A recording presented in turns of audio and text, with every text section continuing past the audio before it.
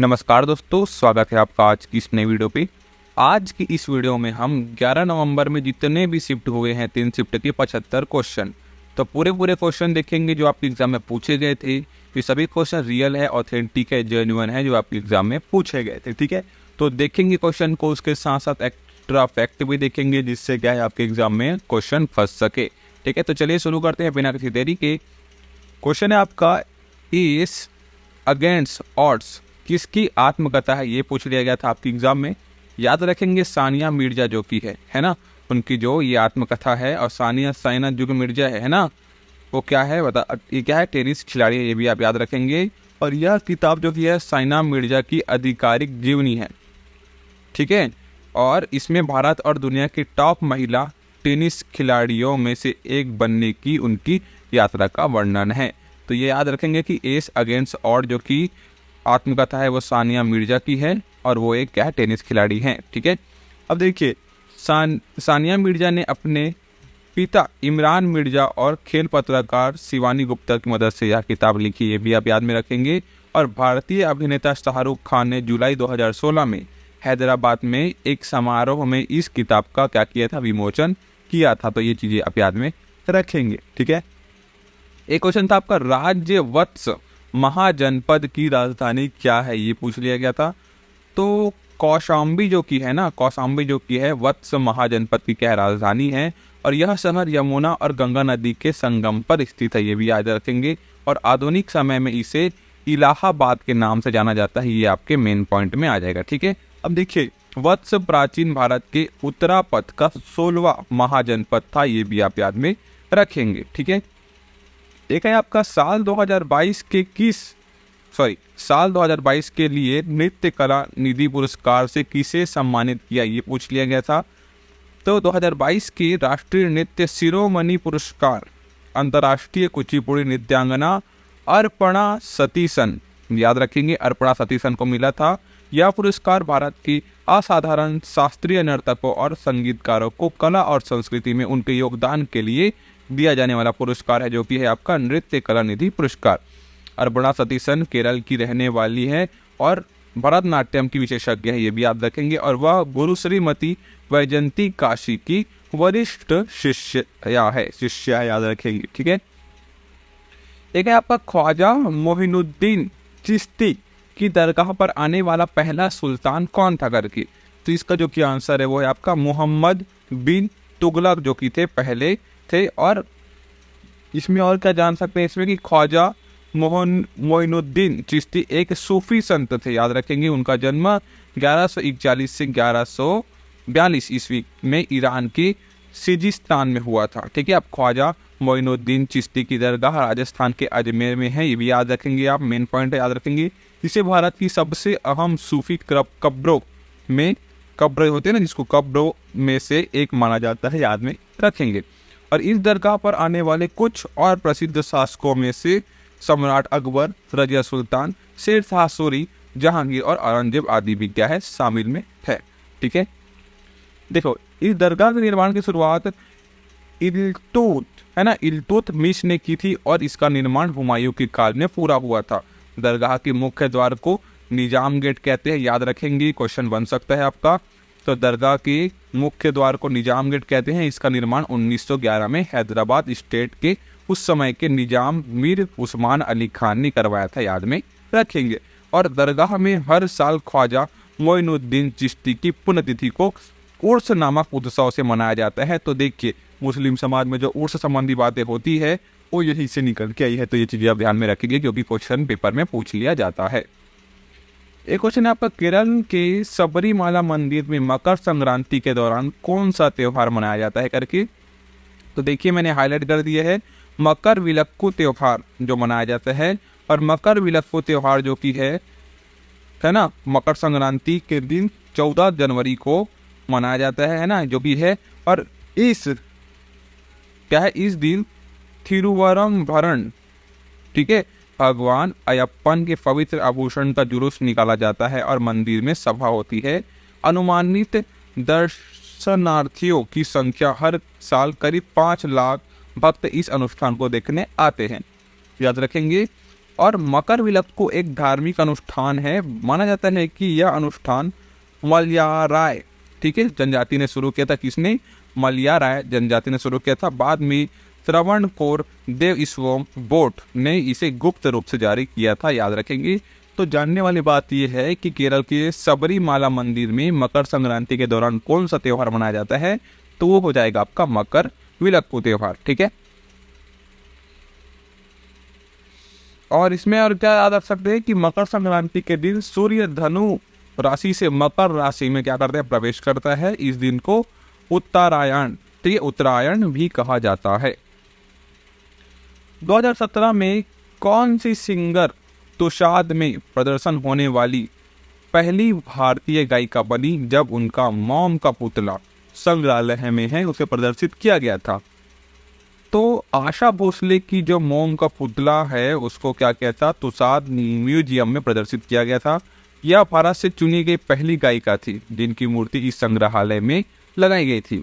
और इसमें आशा भोसले का जवाब था कि मुझे खुशी है कि मैं उनमें से एक हूँ जिन्हें भारत से चुना गया है, ठीक है, यह भारत की जीत है, ना कि मेरी। अब देखिए, मैडम तुषाद म्यूजियम मोम की मूर्तियों का संग्रहालय है। इसकी जो की स्थापना है 1835 में मोम शिल्पकार मेरी तुषाद ने की थी, याद रखेंगे। और दुनिया के प्रमुख शहरों में इसकी कई शाखाएं हैं, तो ये भी याद में रखेंगे, ठीक है। एक है आपका बनारस विश्वविद्यालय में संस्कृत का अध्ययन कब शुरू हुआ? ये पूछ लिया गया था एक। तो 1791 में शुरू हुआ था आपका, किसमें?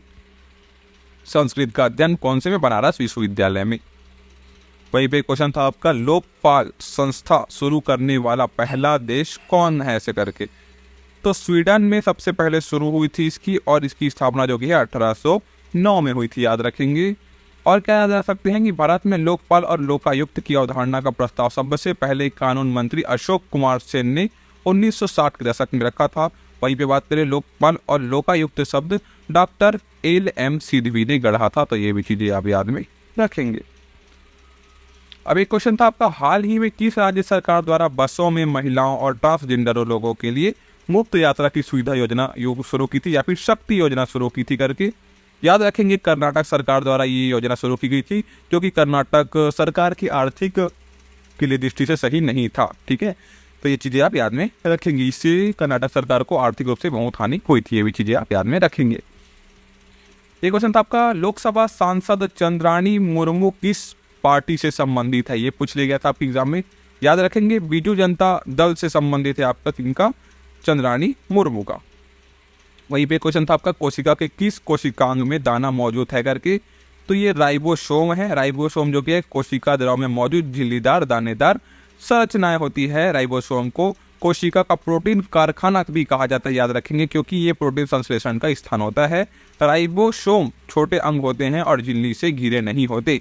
ये प्रोटीन और राइबोसोमल RNA, ठीक है, दोनों से बने होते हैं, तो ये चीजें आप याद में रखेंगे। एक है आपका, श्रीवल्ली रश्मिका किस खेल से संबंधित है? ये आपके एग्जाम में पूछ लिया गया था, तो याद रखेंगे टेनिस से संबंध है इनका, श्रीवल्ली रश्मिका का। हैदराबाद से ताल्लुक रखने वाली श्रीवल्ली रश्मिका जो की है वो कई टेनिस टूर्नामेंट में हिस्सा लिया है और कई खिताब भी जीते हैं। दिल्ली में आयोजित फेनिस्टा राष्ट्रीय टेनिस चैंपियनशिप में महिला एकल और युगल खिताब जीता था, ये चीजें याद रखेंगे। और महिला विश्व टेनिस टूर में अपना पहला ITF खिताब जीता, ये भी आप याद में रखेंगे। वहीं पे चीन के चांगशा में बिन जिंग किंग कप की युगल मुक्केबाज में भारतीय टीम का प्रतिनिधित्व करते हुए उनकी जोड़ीदार प्रार्थना जी जो है ना थोम्बरे के साथ जीत दर्ज हुई, ये भी आप याद में रखेंगे। एक है आपका, पंडित दीनदयाल उपाध्याय किस वर्ष जो योजना है वो किस वर्ष शुरू किया गया था, ये पूछ लिया गया था। याद रखेंगे ये जो की योजना है वो 25 सितंबर 2014 को शुरू किया गया था। इसकी शुरुआत पंडित दीनदयाल उपाध्याय की 98वीं जयंती के मौके पर हुई थी और इस योजना में केंद्रीय मंत्री जो कि नितिन गडकरी और पूर्व उपराष्ट्रपति वेंकैया नायडू भी थे, ठीक है। एक है आपका, केरल और कर्नाटक में गर्मियों के आसपास होने वाली मानसून पूर्व वर्षा को क्या कहा जाता है? और कर्नाटक में गर्मियों के आसपास होने वाली मानसून पूर्व वर्षा को क्या कहा जाता है, ये आपके एग्जाम में पूछ लिया गया था। तो इसे आम्र वर्षा या फिर मैंगो शावर कहते हैं। आई थिंक ये सभी को पता होना चाहिए, मैंने आपको पहले भी कवर करा चुका है चीजें, ठीक है। और आम्र वर्षा केरल और कर्नाटक के कुछ ही हिस्सों में होने वाली मानसून से पूर्व होने वाली वर्षा है। आम्र वर्षा को अप्रैल की बारिश या ग्रीष्म वर्षा भी कहा जाता है, ये भी आप याद रखेंगे। और यह बारिश आमों को जल्दी पकाने में मदद करती है, ये भी आप याद में रखेंगे। वहीं पे प्री मानसून का मौसम मार्च से मई तक होता है और प्री मानसून की बारिश हल्की से लेकर भारी और लगातार हो सकती है, ये भी चीज़ें आप याद में रखेंगे। दोस्तों मेरा एक्स्ट्रा फैक्ट बताने का मतलब यही होता है कि सभी चीज़ें को साथ लेके चलें, सभी चीज़ों को कवर करें, जिससे आपके एग्जाम में कहीं से भी पूछ लिया जाए उससे संबंधित क्वेश्चन तो आप उसको बना सकें, ठीक है। वहीं पे आपका मोहनजोदारो में जल निकासी दरवाजा आमतौर पर किसकी बनी होती है, तो ये चीज़ याद रखेंगे, पक्की ईंटों का उपयोग वहाँ पे किया जाता है, ठीक है।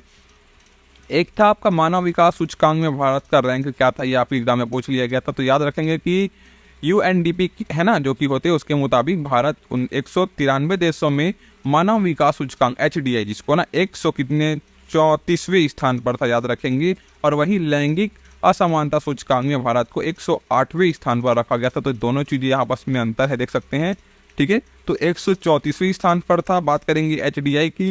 वहीं पे हम लैंगिक असमानता सूचकांक में भारत को 108वें स्थान पर रखा गया था, याद रखेंगे। और यहीं पे बात रखेंगे कि 2011 में भारत का HDI मूल्य गिरा था और पिछले कुछ सालों में स्थिर रहा था, याद रखेंगे। साल 2022 में भारत का HDI मूल्य बढ़कर 0.644 हो गया था। वहीं पे साल 2021 में भारत की लैंगिक असमानता सूचकांक में रैंक 122 थी, ये भी आप याद रखेंगे। एक्स्ट्रा फैक्ट है दोस्तों जो आप एग्जाम में पूछ सकते हैं, ठीक है।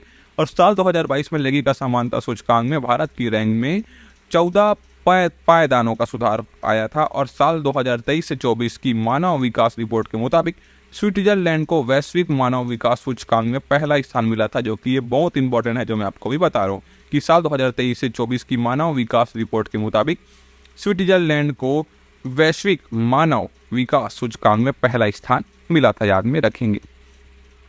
ये क्वेश्चन था आपका, साल 1928 में हिंदुस्तान सोशलिस्ट रिपब्लिकन एसोसिएशन की स्थापना या फिर संगठन की स्थापना कहाँ हुई करके, तो इसका सिंपल सा आंसर आपका दिल्ली में हुई थी। ठीक है, आपका भारत का पहला नियोजित औद्योगिक शहर कौन सा है, तो वो होगा आपका जमशेदपुर। ये क्वेश्चन मैंने आपको पहले भी कराए हुए हैं, तो अगर आपने मेरी वीडियो पहले भी देखी होगी तो आपको 100% कन्फर्म हो गया होगा, ठीक है। तो देखिए यहाँ पर जमशेदपुर जो कि झारखंड में स्थित है, इसकी स्थापना उद्योगपति जमशेद टाटा जी ने की थी।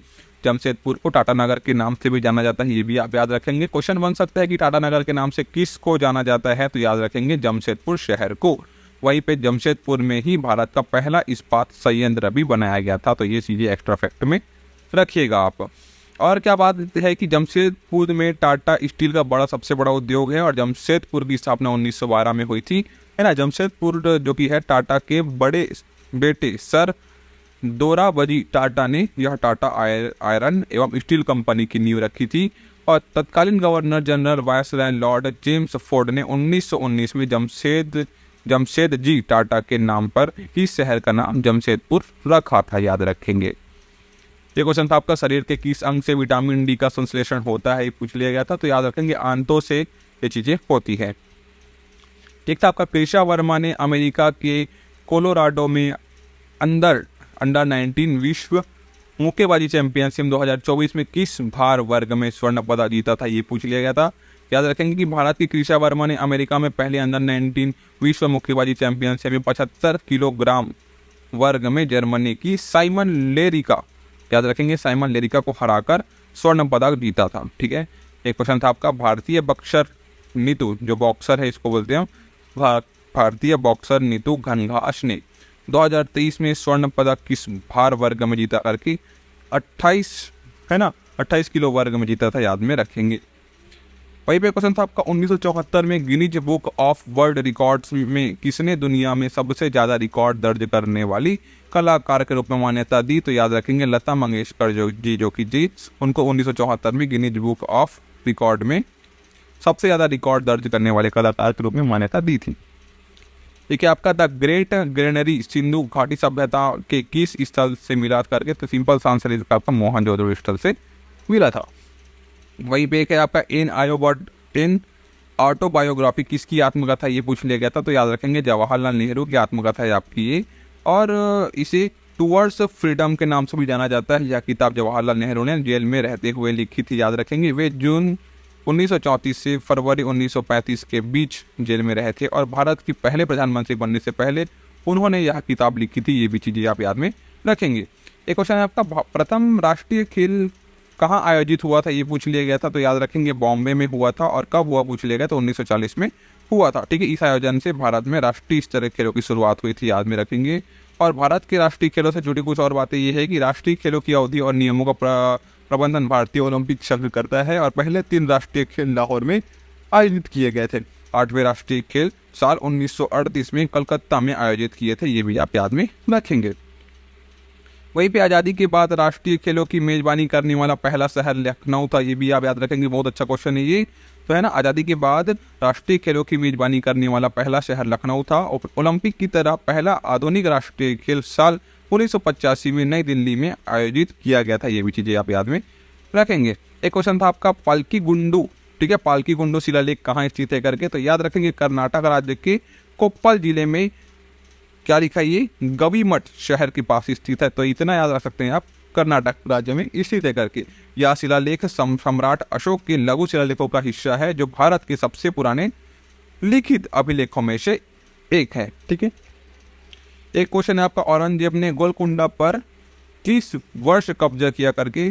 तो साल 1687 में कब्जा किया था औरंगजेब ने। जनवरी 8 1687 में औरंगजेब ने अपनी सेनाओं के साथ गोलकुंडा किले पर घेराबंदी की थी। यह घेराबंदी 8 महीने तक चली थी, याद रखेंगे। और घेराबंदी के बाद औरंगजेब और मुगलों ने गोलकुंडा पर कब्जा कर लिया था। इस तरह कुतुब-शाही वंश का शासन क्या हुआ, समाप्त हुआ, और उस समय गोलकुंडा का शासक अबुल हसन कुतुब शाह था। ठीक है, एक क्वेश्चन है आपका, नीतीश कुमार ने 9वीं बार शपथ किस राज्य के मुख्यमंत्री के रूप में ली थी करके। तो इसका सिंपल आंसर आपका बिहार के रूप में ली थी। वही ये क्वेश्चन था जो हमेशा पूछ लिया जाता है इससे संबंधी कि साल 2011 की जनगणना के मुताबिक भारत में महिला साक्षरता दर कितनी थी करके। ये क्वेश्चन मैंने आपको कितनी बार कराया, ये आप मुझे खुद बताएंगे अगर आप मेरी वीडियो देखते होंगे। तो याद रखेंगे कि महिला जो साक्षरता दर थी वो 65.46% थी। वहीं पे पुरुष की बात करेंगे तो 82.14% थी।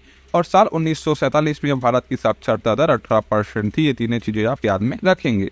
और वही चीज़ें हम बात करेंगे कि साल 2001 में भारत की साक्षरता दर 65.38% थी, और साल 2011 में भारत की साक्षरता दर 74.04% थी। ये चीज़ें मैंने आपको बहुत बार कवर करवाई है, बहुत बार बताई है। तो अगर आपने मेरी वीडियो पहले देखी होगी तो आपका ये क्वेश्चन, मतलब मेरे हिसाब से 4 से 5 क्वेश्चन इस बार 2 बनेंगे ही आपके, अगर आप मेरी वीडियो देखते होंगे तो। ठीक है, एक क्वेश्चन है आपका, देश के सबसे उच्च न्यायपालिका कौन है करके। तो ये भी मैंने बताया था कि सर्वोच्च न्यायालय जो कि होता है, जो सर्वोच्च न्यायालय है ना, सुप्रीम कोर्ट, वही सबसे मेन होता है, लास्ट वही होता है, याद रखेंगे। उसका जो निर्णय होता है वो सर्वमान्य होता है। और भारत के संविधान के अनुच्छेद 124 में कहा गया है कि भारत एक उच्चतम न्यायालय होगा। ठीक है, भारत का एक उच्चतम न्यायालय होगा, या फिर इसमें, और ये इसमें क्या है, सबसे ज़्यादा जो अंतिम न्यायालय जो कि अंतिम जो निर्णय है वो किसको दी गई है, तो सुप्रीम कोर्ट को दी गई, याद रखेंगे। और यह न्यायालय यह न्यायिक समीक्षा की शक्ति रखता है, और न्याय की अपील के लिए अंतिम न्यायालय है कौन, सुप्रीम कोर्ट। ठीक है, और सर्वोच्च न्यायालय को नए मामलों और उच्च न्यायालयों के विवादों को देखने का अधिकार है। भारत की स्वतंत्र न्यायपालिका का शीर्ष सर्वोच्च न्यायालय, और इसका प्रधान न्यायाधीश होता है, याद में रखेंगे। सर्वोच्च न्यायालय जो की है, सुप्रीम कोर्ट जो की है, वो संविधान की व्याख्या करता है, संविधान की रक्षा करता है, ये भी आप याद में रखेंगे।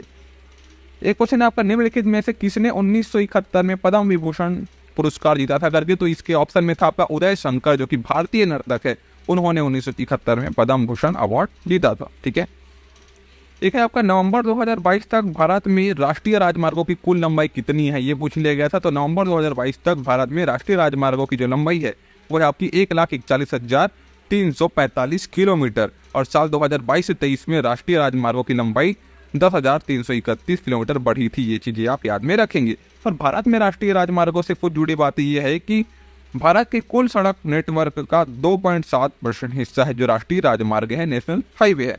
और भारत में सबसे ज़्यादा लंबा राष्ट्रीय जो है वो है नेशनल 44 NH 44। ये चीज़ें मैंने आपको पहले भी कवर कराई है, जिसकी लंबाई 3,745 किलोमीटर, याद रखेंगे। और यह पहले NH 7 के नाम से भी जाना जाता था, याद में रखेंगे।